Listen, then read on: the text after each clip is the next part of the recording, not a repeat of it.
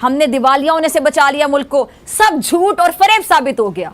IMF की report में साफ कहा गया कि पाकिस्तान इस वक्त मुआशी दोराहे पर खड़ा हुआ है।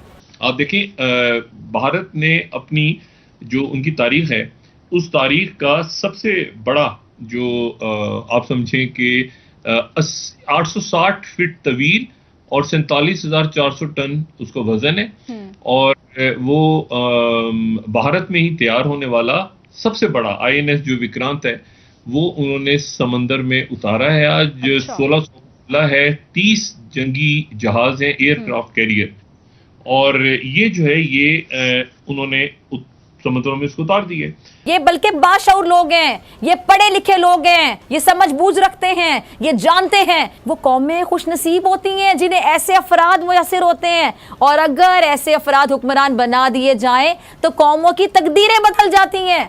लेकिन पाकिस्तान में ऐसी तब्दीली कहां बर्दाश्त हो सकती थी। लालू प्रसाद यादव जो था वो अनपढ़ आदमी था, लेकिन उसमें सलाहियत थी।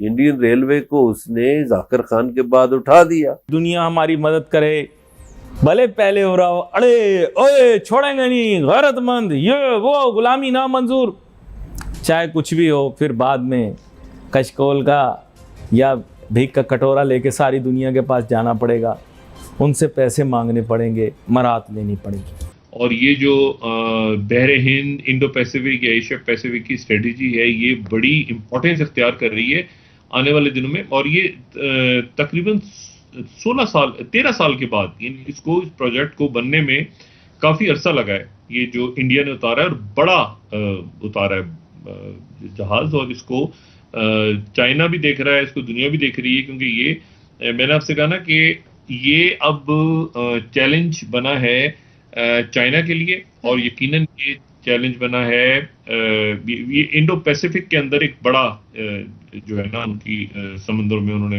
उतारा है। को डराने की कोशिशों में मसरूफ है, अवाम पहले डरे हुए हैं, ना मजीद डराएं आप। ये हमारा इम्तिहान है, अगर हम इस इम्तिहान में सुरखरू ना हो सके तो तारीख हमें माफ नहीं करेगी। कोई भी कुव्वत, कोई भी सुपर पावर हमें फना होने से बचा नहीं सकेगी। हमारा नाम तारीख से मिट जाएगा खुदा ना ख्वास्ता, हमारा कोई निशान बाकी नहीं रहेगा खुदा ना ख्वास्ता, हम एक भूली बसरी दास्तान बन के रह जाएंगे खुदा ना ख्वास्ता। यही गफलत हमसे पहले कौमों ने की, और आज उनका कोई निशान नहीं है। ये सैलाब की तबाहकारियां, इसके बाद के जो दरपेश मुआशी इक्तिसादी चैलेंजेस हैं, उनके खिलाफ हमें अपनी बका की जंग लड़नी है। ये जंग वैसी नहीं है जैसी हमने सन 1965 में लड़ी थी, ये जंग जरा मुख्तलिफ होगी। उस जंग में हमारे सामने दुश्मन मौजूद था जिसने जारियत की, हमने जारियत का जवाब देकर अपनी अर्ज़े पाक का दिफा किया। ये 2022 सितंबर हमसे कुछ और तकाजा कर रहा है, हमसे कुर्बानी मांग रहा है, हमसे तकाजा कर रहा है कि अमली कोशिश करें, आगे बढ़ें अपने हम वतनों के लिए। ये मुल्क की बका की जिद्दोजहद है। सितंबर में हम कुदरत की सितमगरी का मुकाबला कर रहे हैं, सितंबर में हम कुदरत की सितमगरी का मुकाबला कर रहे हैं। या जारियत पर कुदरत ने की है, हमें सब्र करना है, जिद्दोजहद करनी है, मुसलसल मेहनत करनी है, गाफिल नहीं होना है, साथ नहीं छोड़ना है, सहारा बनना है, ताकत बनना है, एक दूसरे का हाथ थामना है, मुश्किल किस घड़ी में एक कौम की तरह खड़े होना है, इस अज़म के साथ कि हालात कितने कठिन क्यों ना हो, मुश्किलें कितनी ज़्यादा क्यों ना हो, हम आगे बढ़ेंगे मदद के लिए, साथ देने के लिए, दुख बांटने के लिए, एक होकर। अच्छा, ये एन उस वक्त उन्होंने उतारा है जबकि वहां पर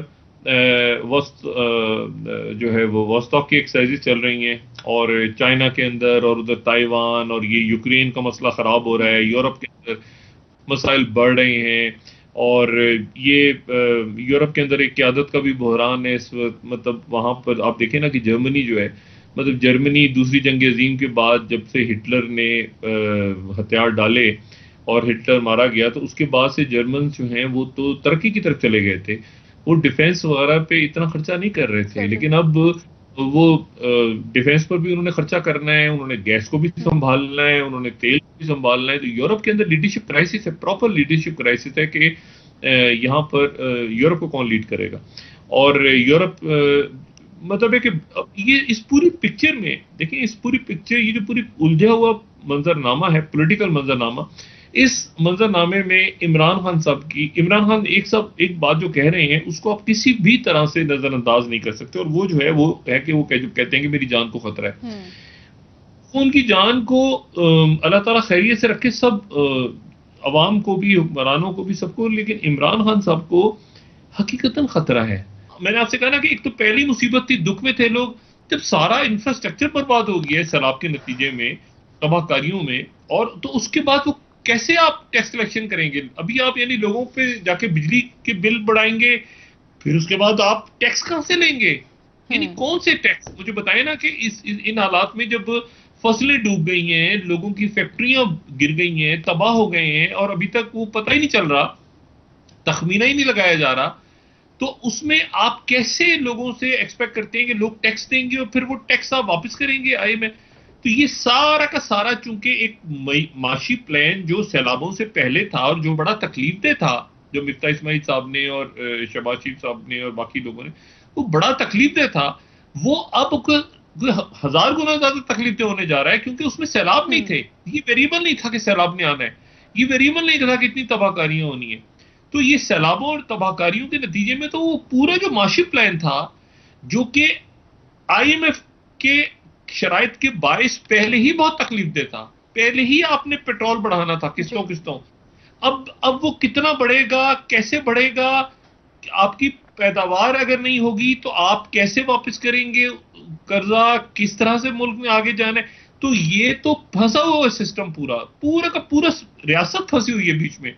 और साथ ही जब इमरान खान आके ये बात कर रहे हैं कि भाई देखें, लोग तो वो याद कर रहे हैं ना कि भाई क्या था, लोगों को मतलब भूलना भी शुरू हो गया है कि इमरान खान साहब के वक्त में कौन सी कोताहियां थी, क्या खराबियां थी, क्या बात होती थी, क्या तनकीद। लोग कह रहे हैं कि एक मिनट ठहर जाओ यार, ये आके तो इन्होंने सबने क्या कर दिया है। IMF का पाकिस्तान के लिए इंतबा।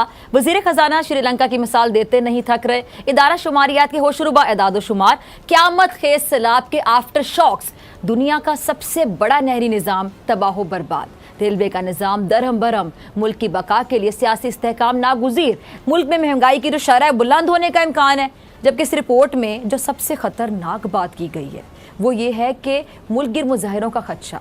IMF को ये खदशा है कि महंगाई के खिलाफ लोग सड़कों पर निकल आएंगे। लालू प्रसाद यादव जो था वो अनपढ़ आदमी था, लेकिन उसमें सलाहियत थी। इंडियन रेलवे को उसने जाकिर खान के बाद उठा दिया। सही है।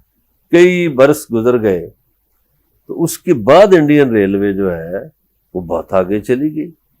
लेकिन हमारे यहाँ तो चुन के ऐसे दीवे मुतारफ कराए जाते हैं कि अल्लाह माशाल्लाह उनको काम आता नहीं, ये काम आता भी है तो उनका ध्यान अपनी तरफ है। सही है। जब तक हमारे सियासतदान जात के दायरे से बाहर नहीं निकलेंगे, जाती फायदा सोचने से नहीं निकलेंगे, उस वक्त तक ये मसाइल हल नहीं हो सकते। इस फ्लड का हमें पता है, मैं आपको बता रहा हूँ। मैंने वर्ल्ड बैंक की वो रिपोर्ट पढ़ी थी, पेशकार के साथ भी हमने डिस्कस की। आगे आने वाले दिनों के अंदर आपको दिखाएंगे। हर साल तकरीबन 1 मिलियन डायरेक्ट इफेक्टिव्स होते हैं सैलाब के या इस तरह की कुदरती आफात के। सबसे ज़्यादा जिम्मेदार सैलाब है। इसके लिए प्रायर प्लान करो। इससे पिछली दफ़ा जब आया था तो बोला 3-4 हफ्ते छुट्टी कर लो। छुट्टी करने में क्या बुराई है?